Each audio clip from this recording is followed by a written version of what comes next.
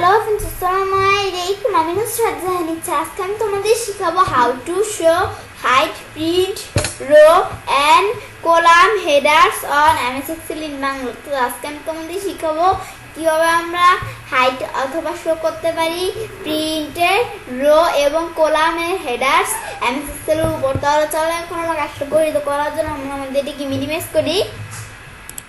Minimise করার পরে কাজটা করার জন্য আমরা আমাদের MS Excel ওপেন করি। MS Excel ওপেন করার পরে এখন আমরা আমাদের কাজটা করার জন্য কি করব?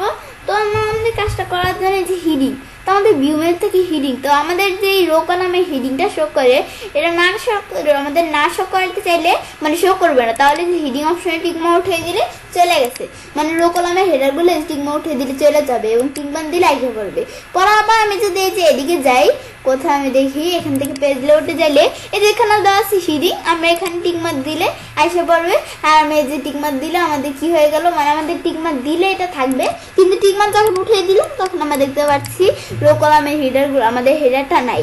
পরে আবার আমি যদি টিকমার্ক দেই তাহলে আসবে। পরে আমি এখান থেকে প্রিন্ট, তো এই বিষয়টা কি, আমি যখন প্রিন্ট করতে যাই, আমি যখন এই যে আমি ধরো আমাদের কোনো লেখা প্রিন্ট করতে যাব, তো এখন আমাদের এখানে we didn't find anything to print, আমাদের প্রিন্টের জন্য আমাদের কোনো কিছু পাইতেছে না, মানে আমাদের প্রিন্টের জন্য আমাদের কোনো এখানে লেখা নাই। আমি ধরো কিছু লেখা লিখে নিই এখানে, তাহলে কত সুবিধা হবে।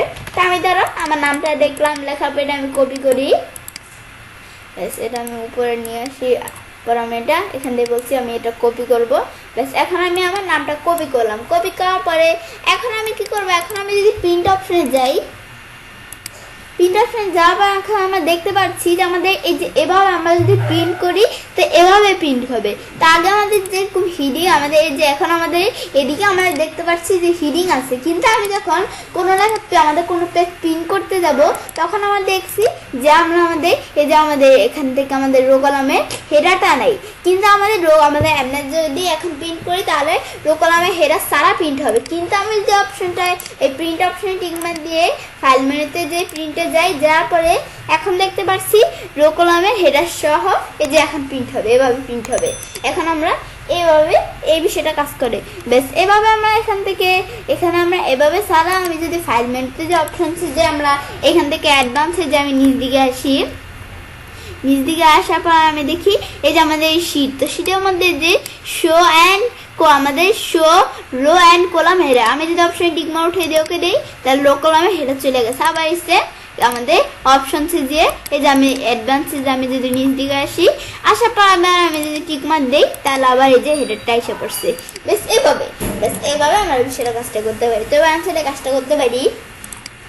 এবার খুব সহজেই শো অথবা হাইড করতে পারি প্রিন্টের মধ্যে রো এবং কলাম হেডারগুলো MS Excel এর উপর। ফ্রেন্ডস, আজকের এই ভিডিওটি যদি তোমাদের ভালো লেগে থাকে তাহলে আমার চ্যানেলটি সাবস্ক্রাইব, লাইক, কমেন্ট এবং সবার সাথে শেয়ার করবে।